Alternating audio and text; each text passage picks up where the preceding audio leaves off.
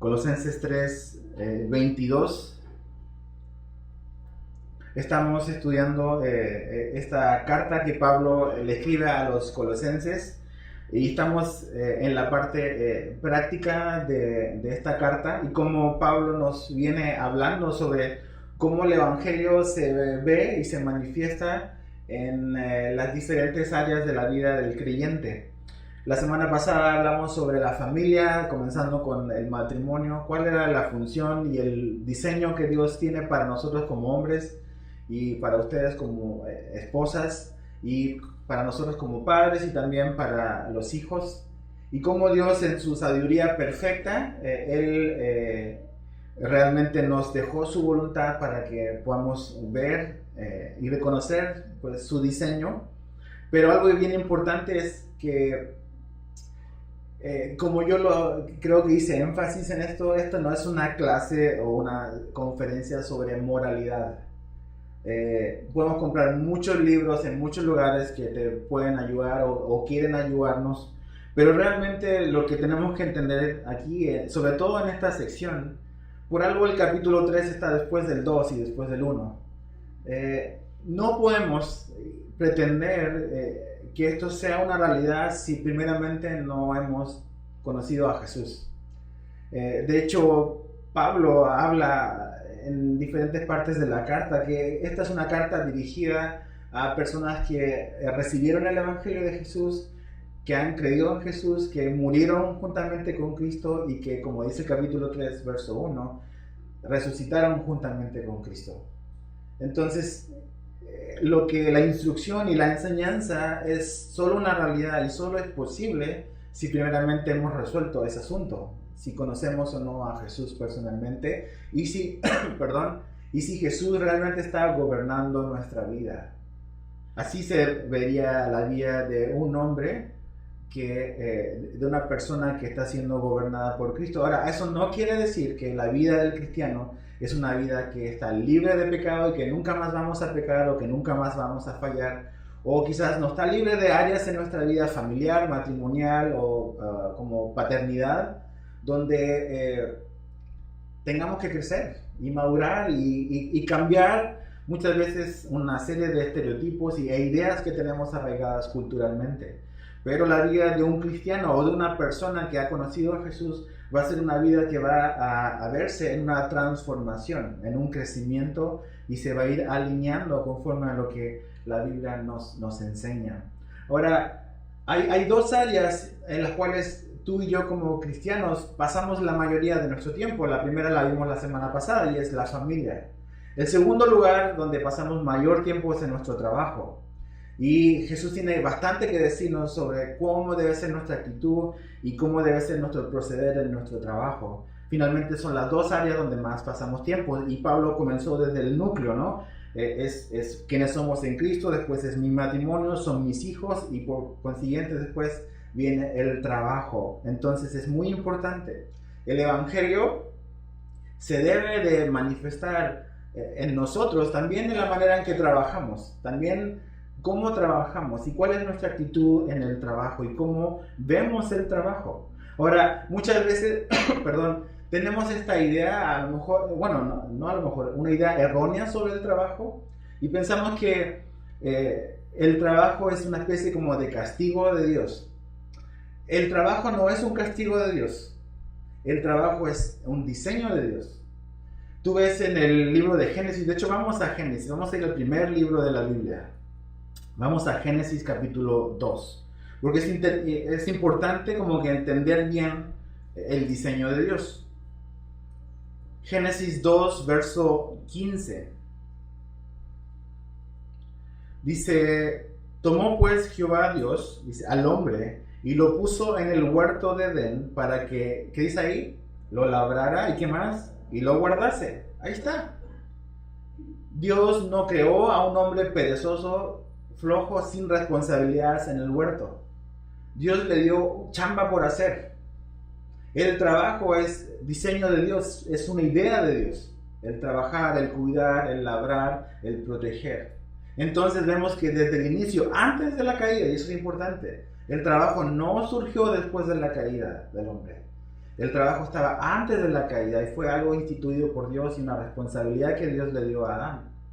Entonces el trabajo es diseño de Dios, pero ¿qué es lo que ocurrió? El pecado manchó y realmente afectó también, entre otras cosas, también la parte del trabajo, la parte laboral. Mira, avanza al capítulo siguiente, al capítulo 3, verso 17, Génesis 3, 17 al 19. Cuando Dios empieza a hablar después de la caída, de la desobediencia con Adán, con Eva y con la serpiente, esto es lo que Dios le dice a Adán. Génesis 3, 17 al 19. Y el hombre dijo: por cuanto no obedeciste la voz de tu mujer y comiste del árbol, por cuanto obedeciste la voz de tu mujer y comiste del árbol de que te mandé diciendo no comerás de él, maldita será la tierra por tu causa. Es interesante, no dice maldito serás tú, es maldita será la tierra. Dice, por tu causa, dice, con dolor comerás de ella todos los días de tu vida. Espinos y cardos te producirá y comerás plantas del campo. Fíjate el 19. Con el sudor de tu rostro comerás el pan hasta que vuelvas a la tierra, porque de ella fuiste tomado, pues polvo eres y al polvo volverás. Entonces aquí Dios le dice, estas son las consecuencias que también ahora se van a ver en tu parte de trabajar. Te va a costar trabajar. Va a ser doloroso trabajar ahora. No es el castigo, no es el trabajo. La consecuencia del pecado, de la desobediencia del hombre fue, ahora el trabajo va a ser duro, nos va a costar, va a ser muy dificultoso. Pero nunca el trabajo fue visto por Dios como un castigo o algo que no estaba en su plan. Entonces tenemos que entender eso. Dios nos ha bendecido y su plan es que podamos trabajar y poder honrarle y glorificarle también a través de lo que hacemos en nuestros diarios quehaceres en el lugar donde estemos trabajando. Entonces el trabajo ahora sí es dificultoso. Hay días donde no queremos salir a trabajar. Hay cosas donde nos enfrentamos con personas en nuestro trabajo que son desagradables para nosotros. O nuestro jefe nomás no lo tragamos y muchas cosas que vemos en nuestro trabajo, pero realmente eso es consecuencia de lo que pasó por la desobediencia. Ahora, incluso en el peor lugar o en un lugar no óptimo, Dios puede ayudarte para que tú puedas, ahora sí, no necesariamente cambiar las circunstancias, sino cambiar tu actitud respecto a tu trabajo. Que eso creo que es lo que realmente Dios quiere de nosotros. Entonces, fíjate lo que dice ahí en Colosenses 3, verso 22. Dice, siervos, obedeced en todo a vuestros amos terrenales, no sirviendo al ojo como los que quieren agradar a los hombres, sino con corazón sincero, temiendo a Dios. Y todo lo que hagáis, hacedlo de corazón como para el Señor y no para los hombres, sabiendo que del Señor recibiréis la recompensa de la herencia, porque a Cristo el Señor servís. Pablo escribe la mayor parte, al menos en este libro, enfocada en el siervo, o podríamos decir el equivalente a un empleado hoy en día. ¿Por qué? Pues no sabemos realmente. Quizás en la iglesia en Colosas, donde él escribe esta carta, quizás la mayoría eran siervos, generalmente a lo mejor la mayoría eran personas que estaban bajo la autoridad de un patrón o de un amo, no sabemos realmente. Pero finalmente él hace como que un gran énfasis en el siervo o lo que podríamos poner hoy en día como un trabajador. Y lo primero que él dice que el siervo en el verso 22 debe de obedecer. Piensa en esto un momento. En la iglesia en Colosa y en las iglesias a lo largo y a lo ancho de todo el imperio romano, en la época apostólica, en la época donde Pablo está escribiendo, la esclavitud era algo común, era algo aceptado y era algo que estaba normado en la ley. Habían muchos esclavos. De hecho, hay ciertos registros que hablan de 60 millones para arriba de esclavos en el imperio romano. Entonces era muy común ver la esclavitud, sí estaba normada, no era nada más que yo hago lo que quiero con mi esclavo, sí había normas, era algo difícil a lo mejor, un poco injusto, no sabemos, pero sí era algo que la gente estaba acostumbrada a eso. Y lo que a veces ocurría es que en las congregaciones locales, como seguramente en la congregación en Colosas, habían gente, cristianos, que iban a la reunión el domingo y ellos eran esclavos de un amo. Y a veces podía darse probablemente la posibilidad de que al ir a la congregación el domingo entraba el esclavo o el siervo y también entraba el amo o el señor. Y es interesante, imagínate, o sea, tu día laboral o tu semana normal, pues estás trabajando y sirviendo como un esclavo, pero tu amo lo ves en la iglesia y resulta que tu amo es también tu hermano. Y tu esclavo o tu siervo también es tu hermano. Entonces se daba una situación interesante de convivencia en la congregación. Y Pablo realmente quiere como que recordarnos que a pesar de la hermandad y de la fraternidad y la relación que tenemos entre nosotros como creyentes, eso no necesariamente como que rompe una estructura social, ¿ves?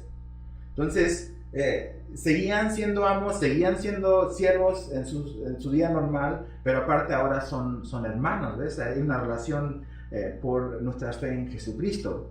Entonces, Pablo le dice primeramente al siervo, dice obedecer. Y esto lo vamos a ir aplicando enseguida a nuestra vida laboral. O sea, como empleado, lo que Dios espera de cada uno de nosotros es obediencia. Es obediencia a nuestro trabajo. Yo sé que seguramente tienes una lista bien larga de cosas por las cuales no nos gusta o no estamos de acuerdo, pero realmente tú ves que Dios que inspiró, o el Espíritu Santo que inspiró a Pablo, que inspiró todas las escrituras, nunca ves en la Biblia que Dios nos llama o nos impulsa a causar una especie como un desafío político a nuestros empleadores. No ves eso en la Biblia. A pesar de que la esclavitud estaba presente y era algo muy, muy común y muy grande, Pablo en 2 Corintios o en Corintios habla de que, mira, si puedes conseguir la libertad, pues búscala. Pero realmente eso no es el mayor tema. Si por alguna razón dice, puedes conseguir ya no ser un esclavo y ser libre, sigue ese camino, pero realmente ese no es el enfoque. Y esto es importante, el evangelio no se trata de una acción o una causa social, ¿ok? El evangelio se trata de la salvación de un pecador. ¿Que sí afecta a la sociedad y que sí afecta a la cultura? Sí. Pero el evangelio nunca se trata de un asunto social primeramente. Se trata de salvar a alguien que está condenado a la eternidad. Y de que sean libres del pecado, libres de la muerte, libres de la condenación. La salvación, eso es lo que es. Entonces, Pablo no anima aquí, y la Biblia nunca nos anima a armar una revuelta, a armar conflictos, no nos anima y no nos impulsa a eso. Y es importante que lo entendamos. Vivimos en tiempos bastante violentos, donde luego se arman revueltas y cosas, pero Dios no nos ha llamado a nosotros como cristianos y no ha llamado a la iglesia a actuar de esa manera. Dice, sean obedientes, no desafiar a la autoridad políticamente, nuestros jefes, no andar así como que tramando cosas, eso no glorifica a Dios, ¿ves? Dice que es obediencia. Ahora, ¿obediencia en qué? Es interesante la palabra que Dios usa. Gracias, Miguel. Dice en que en algunas cosas dice en todo. Obedecer en todo. Oh, eso ya no me gusta. Obediencia en todo. ¿Qué quiere decir eso? Tenemos que explicar bien eso. Creo que cuando estudias la Biblia y estudias la voluntad y el propósito de Dios, y lo aplicamos aquí al contexto en el cual Pablo está escribiendo, yo creo que todo tiene que ver que tú y yo hemos sido llamados a obedecer en lo que es agradable para nosotros y también en lo que es desagradable para nosotros. En lo que es agradable y en lo que es desagradable. Dios nos ha pedido y nos pide obediencia. Ahora, ¿hay algún límite para eso? Claro que lo hay. De hecho, si has venido a lo mejor los miércoles, hemos estado viendo y estudiando el libro de los Hechos. Y ahí en dos ocasiones el apóstol Pedro y Juan dicen y nos dan un principio importante para entender qué tanto obedecemos a la autoridad. Y en un momento Pedro y Juan están siendo juzgados e interrogados por los líderes religiosos, y se les prohíbe, o se les intenta prohibir más bien, el hablar en el nombre de Jesús, el predicar el evangelio.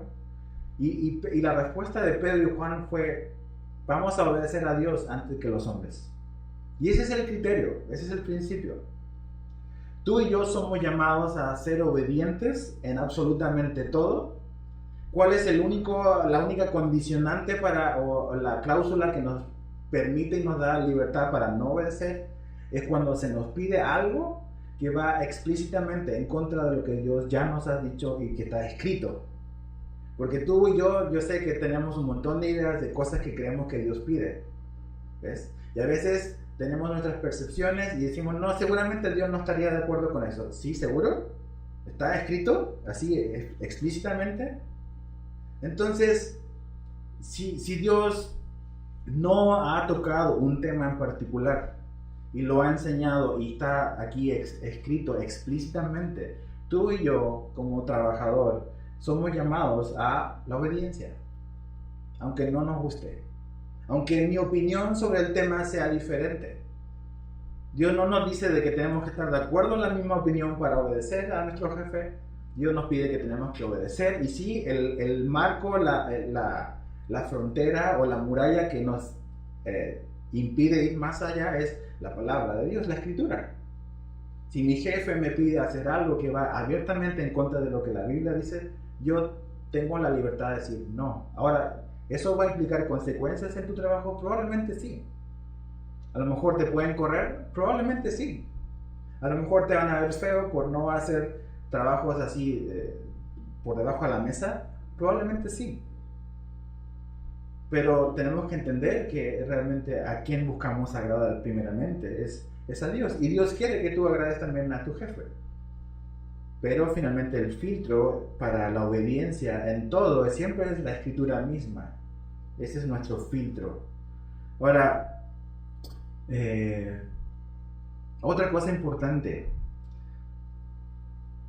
Pensaba en esto que yo les decía hace un rato. Imagínate en esa época, ¿no? Llegaba un siervo, un esclavo a la iglesia, y llegaba también el Señor.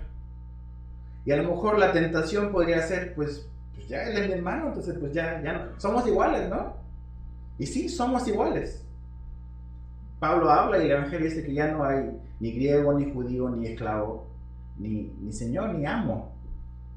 Pero ahí no está hablando de que se terminan las estructuras sociales, no está hablando de eso, sino que está hablando que ante Dios somos iguales y que no hay ninguno que esté más favorecido por Dios que el otro. Podemos acceder a Dios todos de la misma manera, pero la estructura social se mantiene. Entonces, la obediencia a Jesús no invalida la obediencia a alguien que está sobre mí, a otra persona. O sea, yo puedo ser obediente al Señor, pero también eso significa que tengo que ser obediente a mis patrones, a mis jefes, o a la estructura social que Dios ha establecido o que hay en este sistema. Entonces, es importante eso. No es romper las murallas, romper la estructura. Es simplemente glorificar a Dios a través de ellas, de acuerdo al diseño que Él ha puesto. ¿Qué otra cosa vemos sobre tu actitud, mi actitud como empleado? Fíjate lo que dice en el verso 22. Dice, no sirviendo al ojo. O sea, tú y yo somos llamados a hacerlo bien, no porque nos están mirando, no porque el jefe está mirando, porque cuando no está, pues el gato, pues los ratones hacen fiesta, ¿verdad? O sea, no eso. O sea, lo hacemos bien, siempre tenemos que hacerlo bien. No simplemente porque el patrón o el jefe está mirando y te está checando o te está auditando. Ahí vas a comenzar, o ahí voy a comenzar a hacerlo bien. De hecho, mi trabajo, tu trabajo debe ser siempre igual. Siempre igual. Eso es lo que honra a Dios, que tu trabajo siempre sea igual, independiente de que nadie te esté mirando. Hoy hay mucho trabajo, Las empresas están poniendo camaritas para ahí monitorear a los empleados. Aunque no esté esa camarita, o sea, acuérdate, hay alguien que te está mirando. Siempre. Dios está con nosotros, Jesús está con nosotros. Su Espíritu está con nosotros. Y realmente debiésemos de pensar así, ¿ves? Tenemos que cambiar nuestras maneras de pensar. A veces somos buenos para sacar la vuelta. Y tenemos un horario extenso y sí, como que no somos tan productivos realmente. Perdemos mucho tiempo a veces haciendo cosas que no tenemos que hacer en nuestro trabajo. Si hacemos eso, si perdemos el tiempo, o si usamos el tiempo que nos están pagando y que nosotros aceptamos que nos pagaran eso por ese tiempo, no tenemos que andarlo ocupando en otras cosas que realmente no tienen nada que ver con lo que hemos sido llamados a hacer. Entonces, si yo estoy disconforme con lo que se me paga, pues me busco otro trabajo. Pero, si yo he aceptado esos términos y si me dice que es de aquí a acá, pues ese tiempo debo usarlo de la mejor manera para que finalmente lo estoy haciendo finalmente para Dios, como Pablo dice más adelante. O sea, no servimos al ojo, que debemos de trabajar siempre igual. ¿Es difícil? Sí. ¿Tenemos todos los días la misma gana de salir a trabajar? No. Pero Dios nos ayuda, nos puede ayudar y nos quiere ayudar. Esta vida, así como aquí está pintada para nosotros, es imposible sin la ayuda del Espíritu Santo en nuestra vida. O sea, esto no vamos a poder vivirlo, tenerlo, si el Espíritu Santo no está activamente involucrado en nuestra vida. Y si nosotros no queremos ser obedientes a como Él nos guía. Entonces, no cuando el ojo está mirándote vas a trabajar mejor. Ahora, pensaba en esto. Realmente, lo que somos de verdad es lo que hacemos cuando nadie nos ve. ¿Sí están de acuerdo con eso? Cuando alguien nos está mirando, generalmente cambiamos nuestra manera de actuar. Por el que dirán, por impresionar, por un montón de razones. Pero realmente lo que tú y yo somos lo demostramos cuando nadie nos está mirando. Por esto o por eso, esto se trata de lo que somos y no lo que aparentamos ser. Esto no es personas aparentando ser cristianos. Esto es como se ve un cristiano. Entonces, para poder vivir así, independiente de que nos estén mirando o no, debemos de tener a Cristo en nosotros. Debemos de haber experimentado un nuevo nacimiento. Debemos de dejar que Jesús nos guíe y nos gobierne nuestra vida. Porque finalmente lo que somos se va a manifestar cuando nadie nos ve. Cuando nadie está pendiente de nosotros y está mirando, eso es lo que somos. Cuando tú estás en tu cuarto, en tu recámara, cuando yo estoy en cualquier lugar y nadie me está mirando, eso es lo que realmente yo soy. Y tú eres. Entonces es importante entender eso. Ahora, ¿qué otra cosa es importante para nuestra actitud de trabajar? Fíjate el verso 22 dice como los que quieren agradar a los hombres, sino con corazón sincero. Necesitamos un corazón sincero. Y ahí donde ya la Biblia nos empieza como que a acorralar, porque la acción es importante, pero también la motivación. No solamente el trabajo es una acción que hacemos como hormiguitas, trabajar, sino que el corazón está involucrado en esto. Y eso habla de nuestra motivación a la hora de trabajar. Y dice que debe ser un corazón sincero. Ahora, eso de sincero es una palabra interesante, la expliqué cuando estudiamos creo que Efesios. Cuando la Biblia habla de sinceridad o sincero, quiere decir sincera. Sincera, la cera. Sí saben lo que es la cera, ¿verdad? Entonces, ¿qué era lo que ocurría en los tiempos antiguos? A veces habían ciertas obras o habían como estatuas o figuras hechas de mármol o de piedra y a veces se rompían. Entonces, ¿qué era lo que hacían? Agarraban un poco de polvo de mármol y lo mezclaban con cera y arreglaban las partes que estaban quebradas o las partes que se caían. Y se veía, wow, aquí no pasó nada. ¿Te venía alguien a comprar algo? No, pues está bien, ¿no? El problema es que cuando venía calor, ¿qué pasa con la cera? Pues se derrite. Y pum, una estatua, pum, con una nariz menos o una oreja menos. ¿Qué pasó ahí? Pues la cera se derritió, tenía cera. Entonces, cuando la Biblia habla de sincero, o sinceridad, está hablando sincera, que todo nuestro corazón realmente esté involucrado.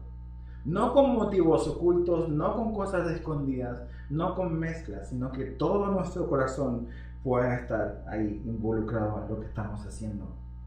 Porque no es solamente una acción, sino que también está involucrado el corazón. Y tarde que temprano, si hay cera, el calor de la prueba, créeme, lo va a delatar. Entonces tenemos que tener cuidado con eso. ¿Qué otras cosas, independiente de lo que está aquí escrito, la Biblia nos dice sobre un empleado, sobre un trabajador?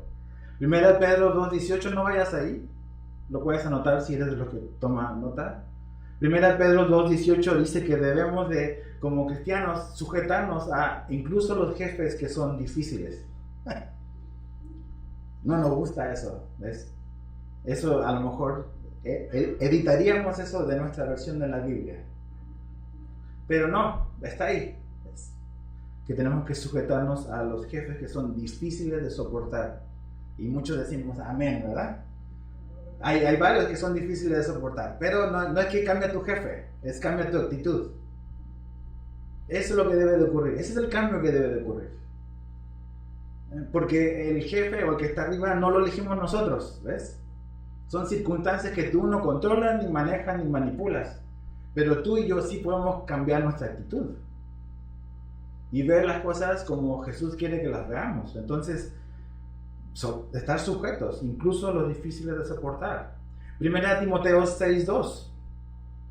1 Timoteo 6:2, ahí Pablo le dice a Timoteo, le dice que cuando tanto el amo como el siervo son creyentes, nosotros como trabajadores o como siervos debiésemos de trabajar aún mejor para él, sabiendo de que es nuestro hermano.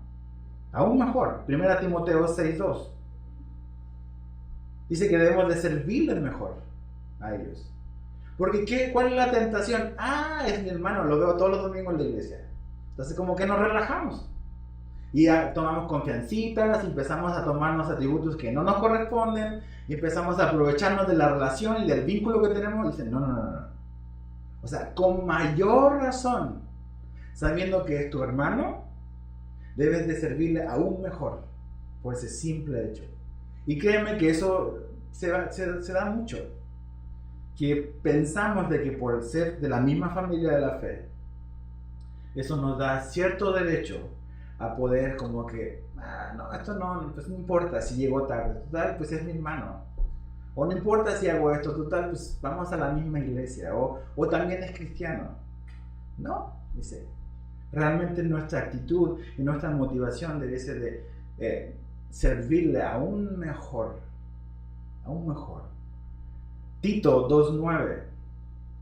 Tito 2:9 nos dice ahí que no debemos ser algo que somos muchas veces, respondones. Así como que no ser respondones, sino fieles.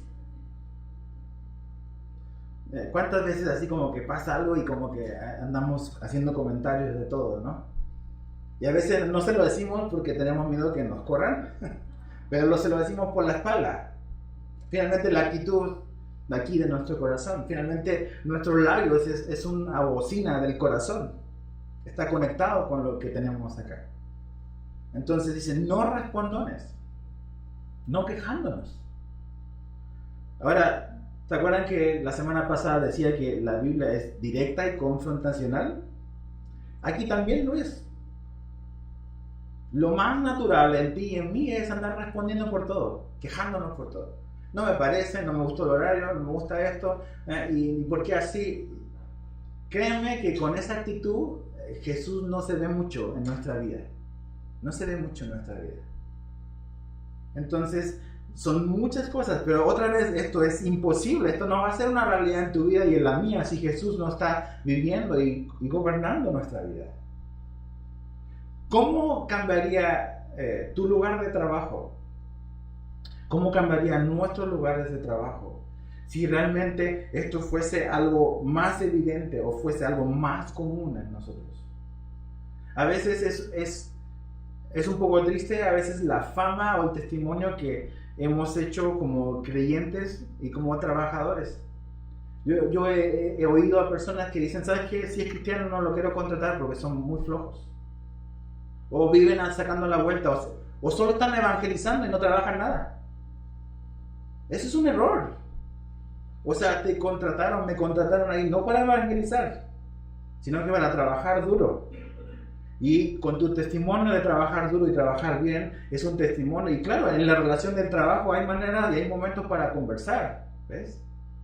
Pero no estás ahí, Dios no te dio un trabajo y un salario para que simplemente te dediques a evangelizar.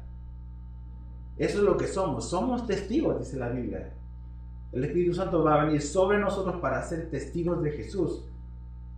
Entonces, mi vida, que incluye mi vida laboral, es un testimonio de quién es Jesús para mí y quién quiere ser Jesús para ellos.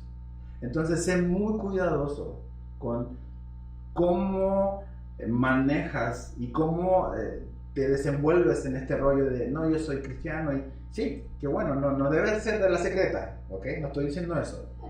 Pero ten cuidado de abusar realmente del lugar que tienes y dar un mal testimonio de no, los cristianos simplemente sacan la vuelta, están hablando siempre de otras cosas o gastando su tiempo en otras cosas. Ten cuidado.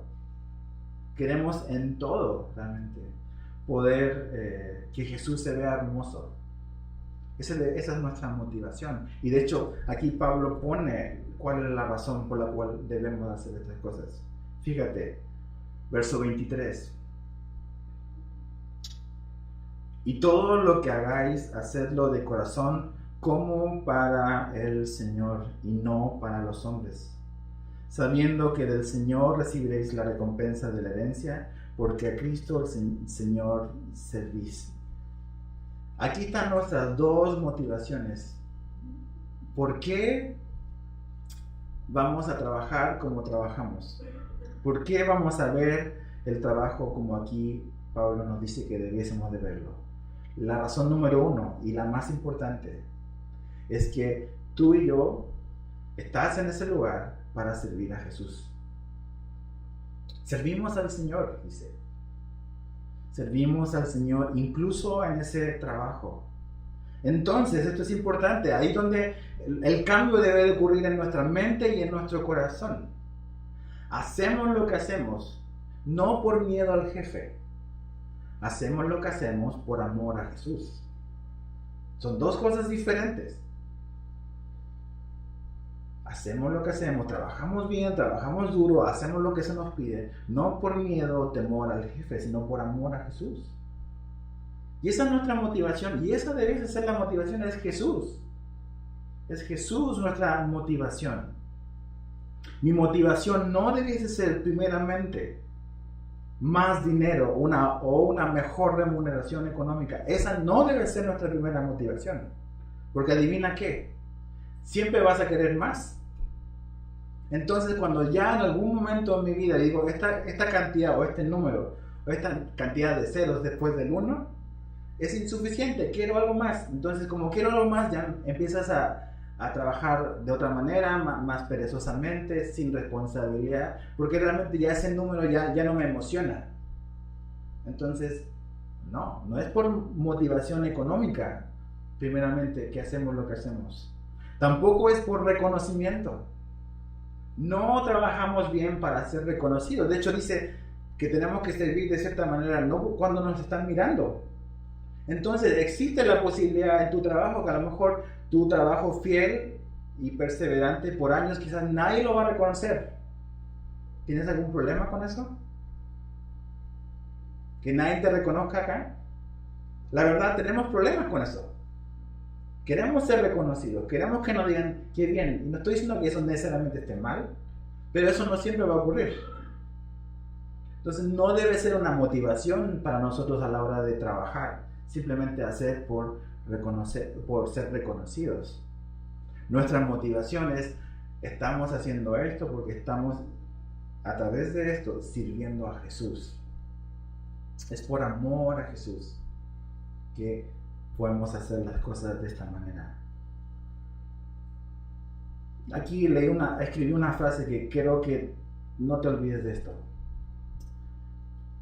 No damos lo mejor en nuestro trabajo porque olvidamos para quién estamos trabajando. No damos lo mejor en nuestro trabajo porque olvidamos para quién estamos trabajando. Y cada vez que tú y yo no estamos trabajando como debiésemos, es porque hemos olvidado que lo estamos haciendo para Jesús. Eso es invariable. Si yo realmente me recuerdo cada día y estoy consciente de esta verdad, de que efectivamente tu trabajo secular también ahí está sirviendo a Jesús. ¿Cuál es la división que hemos hecho nosotros como cristianos? Está el trabajo secular y está el trabajo sagrado. No existe tal cosa. La gente dice, yo sirvo a Dios porque trabajo en la iglesia. Sí, es una manera. Pero también sirves a Dios trabajando ahí, limpiando pisos, limpiando baños o vendiendo lo que sea. También estás sirviendo a Dios ahí. No hay una cosa de que el trabajo aquí en estas 4 paredes sea más importante que lo otro. Eso también es importante, también estás sirviendo a Dios. Entonces tenemos que derribar esa muralla que hemos construido entre lo sagrado y lo secular. Tu trabajo secular, ese título que nosotros hemos puesto, es servir a Dios también. Y si realmente entendemos eso, eso revoluciona. Y por eso el Evangelio revolucionó el mundo. Porque imagínate a ese esclavo que se sentaba cada domingo a escuchar el Evangelio en Colosas y decía, pues mi vida es miserable. O sea, no soy reconocido, trabajo forzado, trabajo duro, trabajo difícil. O sea, ¿qué repercusión en la eternidad tiene esto? Y de repente escucha el Evangelio y oye de que su trabajo, incluso ese trabajo difícil, pesado, sin reconocimiento, sin honra, incluso ese trabajo él ahora lo puede hacer para Dios. Eso cambió absolutamente la perspectiva de todos, realmente. Entonces tenemos que recordar cada día que finalmente el que está la motivación que está detrás de simplemente a lo mejor esa empresa o esa compañía es Jesús.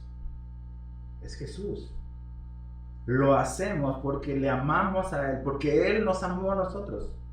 La cruz está conectada con tu trabajo. ¿Ves? Mi actitud al trabajar es porque Jesús murió por ti y por mí en una cruz. ¿Ves? Tú y yo no merecíamos absolutamente nada. Ni siquiera ese trabajo que tenemos. Pero Dios ha sido bueno, que nos perdonó, nos salvó, nos hizo parte de su familia y por gracia incluso nos dio un trabajo para mantener nuestra familia. Pero nada de eso tú y yo lo merecíamos, absolutamente nada. Y cuando entiendo lo que ocurrió en la cruz, cualquier mala actitud con mi jefe, con el descontento que a lo mejor pueda tener en ese lugar donde estoy trabajando, se resuelve yendo a la cruz. Ahí se resuelve. ¿Ves? La cruz está entrelazada con tu lugar y tu puesto, tu lugar de trabajo. Tú y yo podemos hacerlo bien, podemos hacerlo mejor, porque Jesús murió por nosotros, nos perdonó, nos amó y vive ahora en nosotros. Y esa debe ser nuestra mayor motivación. A veces la gente puede decir, no, dame una oportunidad en el ministerio de la iglesia. Ya tienes una oportunidad en el ministerio, sirve en tu trabajo. Ahí estás sirviendo a Dios. ¿Ves? Ese es un buen lugar para servir a Dios y a los propósitos de Dios. Seguramente hay mucha gente en ese lugar que no conoce a Jesús o que ha conocido a un Jesús distorsionado. No real, no bíblico. Entonces tu trabajo es una excelente oportunidad de ministerio para ti. Con eso tenemos más que suficiente para hacer mucho y para confiar en Dios. Entonces es una oportunidad. Y en cualquier trabajo realmente puedes pensar y hacer ese switch en tu mente, en tu corazón, en tu actitud y comenzar, bueno, yo a lo mejor trabajo haciendo la limpieza en tal lugar, yo eso lo hago para Jesús y eso va a cambiar a esa persona. Porque aunque nadie la esté mirando, a esa mujer a lo mejor o a ese hombre que está limpiando nada más los pasillos, limpiando los baños, lo está haciendo para Jesús. Y Jesús la está mirando. Y Jesús se agrada de eso. ¿Ves? No necesitas un alto puesto para ahí comenzar a glorificar a Dios. Lo puedes hacer en cualquiera. No es la etiqueta, ¿ves? Realmente es la actitud de nuestro corazón. Entonces puedes hacerlo. Puedes enfrentar tu trabajo con otra actitud mañana. Mañana vamos a salir de aquí ahorita. A lo mejor gente va a trabajar el turno de la tarde a un hotel. Mañana te vas a levantar y vas a ir a chambear a tu oficina. El evangelio, esto que vemos aquí, esto debiese de marcar tu día mañana diferente. La pregunta es, ¿crees en esto o no? ¿Ves? ¿Lo creemos o no nos gusta? La segunda motivación es la que Pablo también dice ahí, es en el verso 24, sabiendo que del Señor recibiréis la recompensa de la herencia. Otra vez, piensa en ese esclavo que está escuchando esto por primera vez en la época de Pablo. ¿Herencia de qué? ¿Qué herencia podía aspirar un esclavo? A ninguna. Ningún reconocimiento, ninguna herencia, ningún beneficio. Olvídate de un plan de jubilación. Nada. Pero Pablo dice, esta es la realidad. Y aquí donde la eternidad se entremezcla con nosotros. Este mundo es pasajero. ¿Ves? Este mundo es temporal. Ese trabajo probablemente sea temporal. Pero el ser hijo de Dios, el creer en Jesús, el haber sido comprado por Cristo, el ser su familia, incluso teniendo una posición laboral así inferior. Cuando oímos esto de que realmente, cuando lo hacemos como aquí Dios nos pide, y cuando entendemos nuestro lugar de trabajo a la luz de lo eterno, que realmente incluso tu lugar de trabajo es un lugar que está conectado con tu eternidad y lo que vas a recibir en la eternidad, eso cambia absolutamente todo. Tú y yo, Pablo nos promete y Dios nos promete que realmente la recompensa que nos interesa es la eterna, la que nadie puede robar, la que no se puede perder, la que los desastres, las bolsas económicas no van a influir. Esa es la eternidad, eso es lo seguro que tenemos, ¿ves? Todo lo que tenemos acá, tu trabajo, mi trabajo, nuestras posesiones, todo eso es inseguro, todo eso se va a perder en algún momento. ¿Y qué vas a hacer cuando llegue ese día? Dios no quiere que sucumbas y te derrumbes. Por eso somos llamados a pensar en lo eterno, a invertir nuestra vida en lo eterno. ¿Por qué? Porque Él nos va a dar una recompensa y una herencia. Si con Jesús ya es suficiente, no necesitamos nada más. Pero Él nos promete una herencia. Lo que de Él también es nuestro. Somos sus hijos. Piensa en tu trabajo ahorita mismo. Piensa en esas cosas que te desagradan.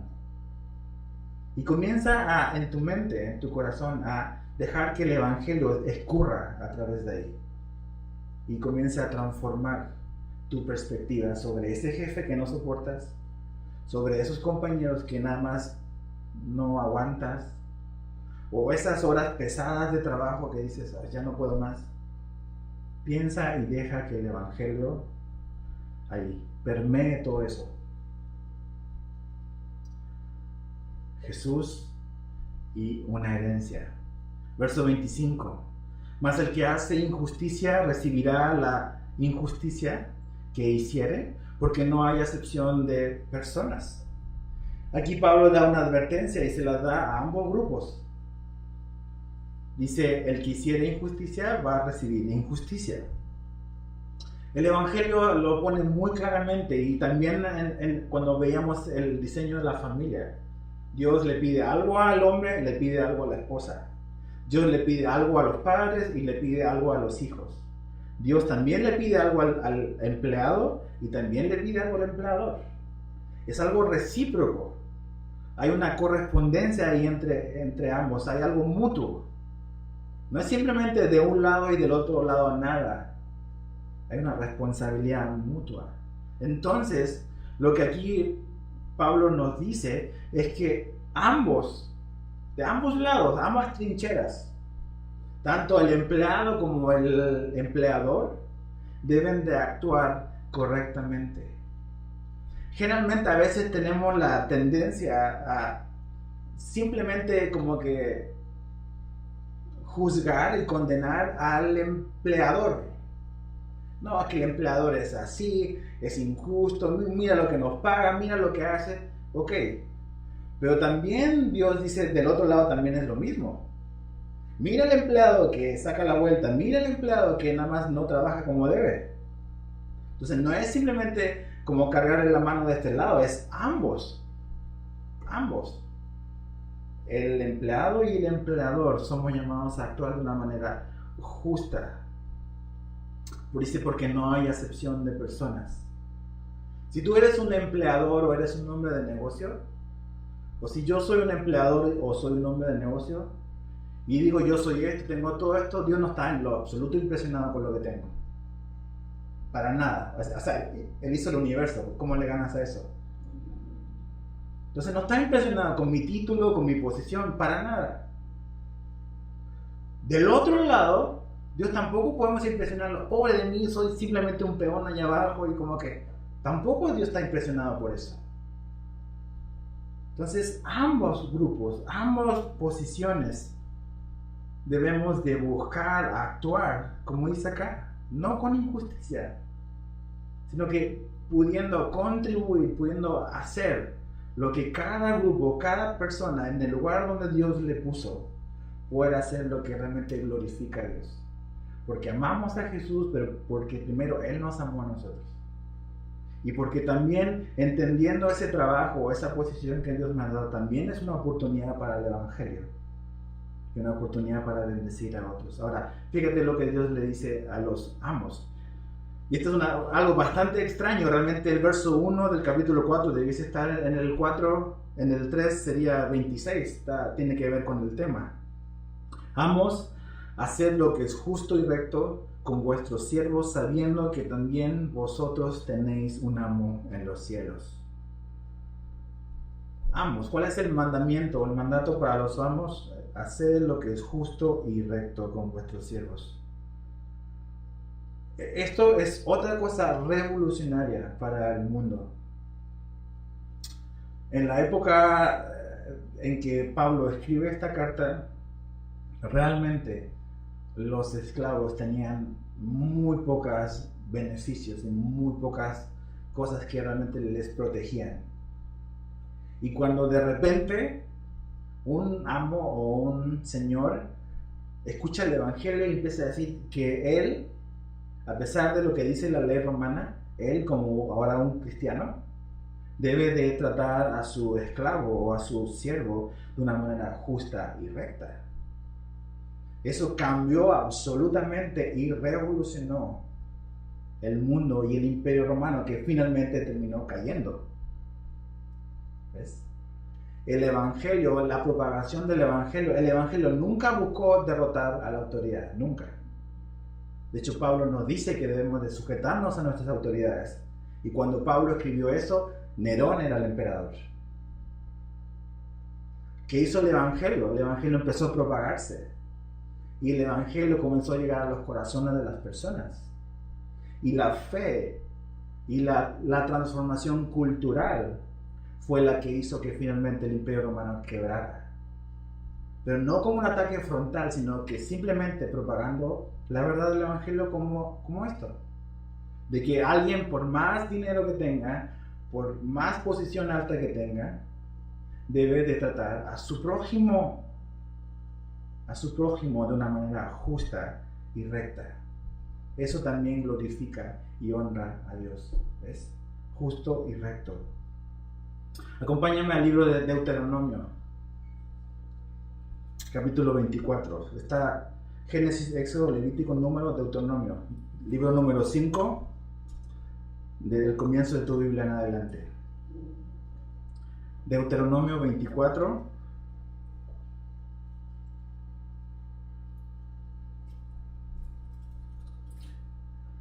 Verso 14. 14 al 16. ¿Ya están ahí? ¿Sí?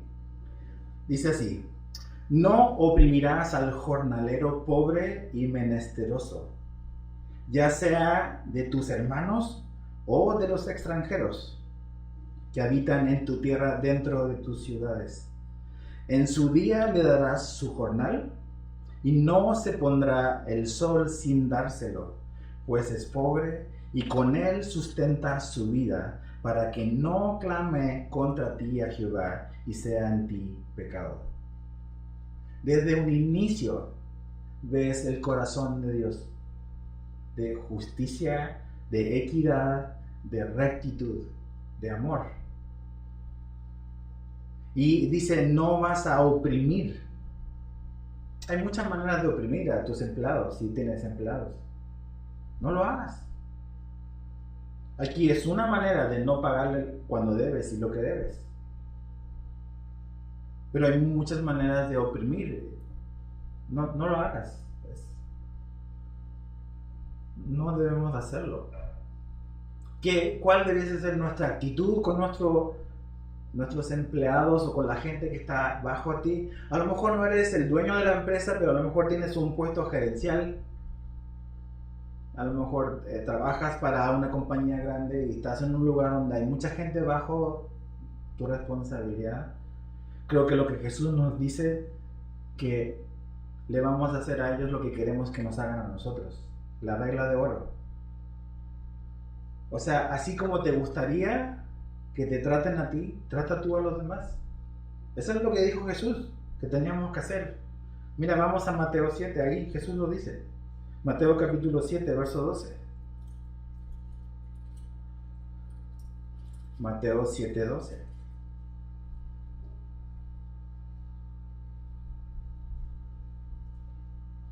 Dice, así que todas las cosas que queréis que los hombres hagan con vosotros, así también haced vosotros con ellos, porque esto es la ley y los profetas. O sea, eso que tú quieres implementar en la gente que está bajo a ti, ¿sería algo que te gustaría a ti recibirlo? ¿O no? Ahora, yo sé que hay órdenes de gente que está sobre ti, pero que Dios te dé sabiduría y prudencia y justicia para poder, todas esas políticas a veces que vienen desde arriba, aplicarlas a la gente bajo tu influencia y bajo tu autoridad de una manera que glorifica a Dios. Justicia, buscando el bienestar. Creo que la mayor motivación para que tus trabajadores trabajen de la mejor manera es que tú actúes con justicia y con rectitud. Un trabajador, un empleado que ve que el lugar donde trabaja se actúa con justicia y rectitud, es la mejor motivación que a lo mejor puede tener. Porque, o sea, si estamos claros, o sea, no todos tus empleados creen en Dios. ¿Ves? Un trabajador cristiano, su motivación es glorificar a Jesús, pero ¿y qué le hace con el que no es creyente? Su motivación no quiere saber nada de Jesús quizás, pero puedes influir en él actuando de una manera justa y recta. Y esa puede ser una buena motivación para que tu empleado pueda hacer las cosas de otra manera.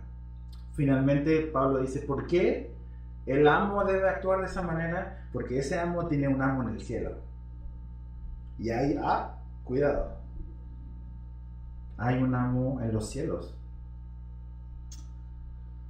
¿Cómo te ha tratado Jesús a ti, jefe? ¿Cómo Jesús ha sido contigo, hombre de negocios? ¿Cómo ha sido contigo? Esa simple ecuación se tiene que manifestar para abajo. Así como Jesús ha sido contigo, tú debes ser con los demás. ¿Por qué? Porque finalmente Él es nuestro amo. Le pertenecemos a Él. Y esa es nuestra motivación. Tú debes de tratar a tus empleados o a la gente que está bajo a ti como Jesús te ha tratado a ti. Y no tengo ninguna duda de que Dios ha sido súper bueno contigo. Te ha dado su gracia, te ha dado su misericordia. ¿Te vas a quedar solo con eso para ti? ¿No lo vas a extender a los demás? A eso somos llamados. Y para concluir, aquí vemos que realmente a través del Evangelio, te das cuenta que el Evangelio va a afectar nuestra vida real.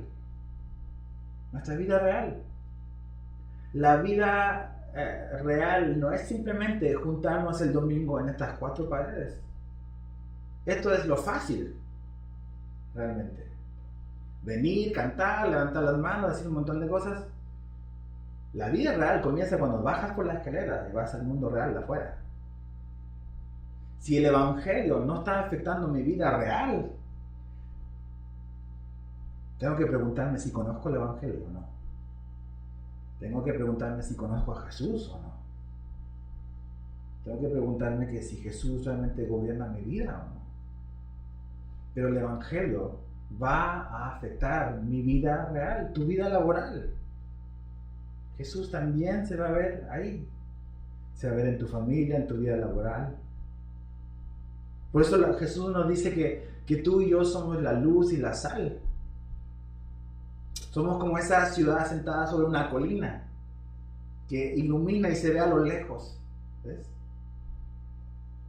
Y que cuando la gente vea nuestra vida pueda glorificar a nuestro Padre que está en los cielos.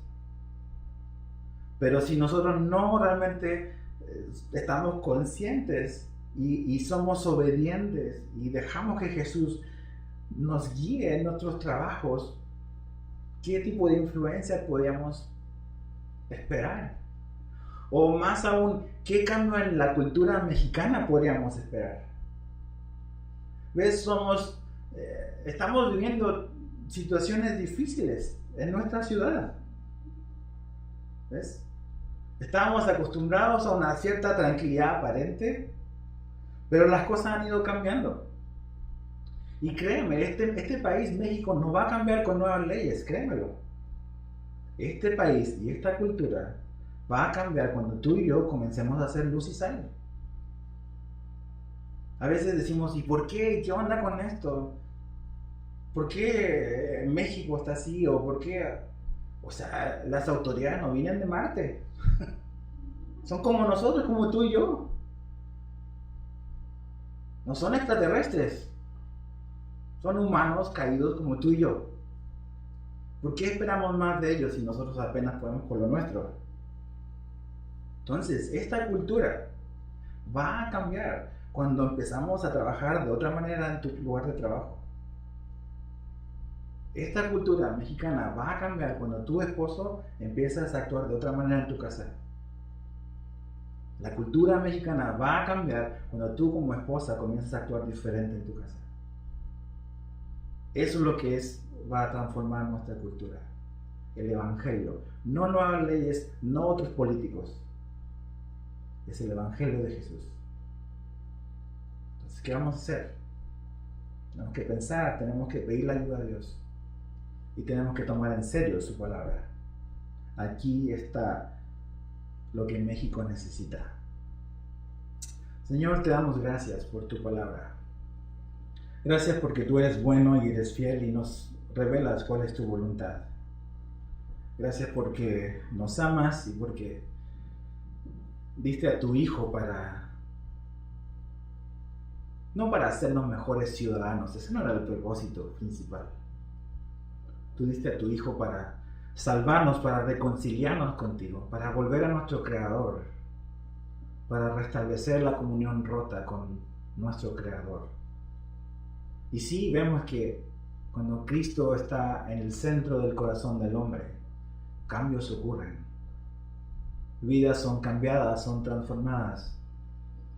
Y se ven en el día a día, se ven en la cultura en la que vivimos.